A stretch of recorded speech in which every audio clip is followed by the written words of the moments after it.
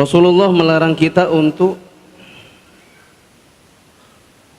berludah ke kanan atau ke kiblat. Apa ancamannya jika melakukannya? Apakah ini juga berlaku saat di jalan?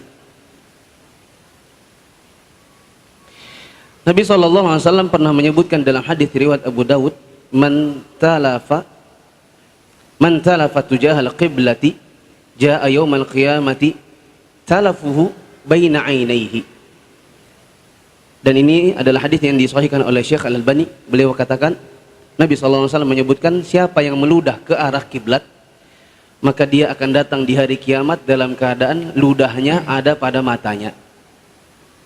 Maka kalau ditanya apa konsekuensinya berludah ke kiblat, maka dia akan datang di hari kiamat dalam keadaan ludah itu ada pada matanya.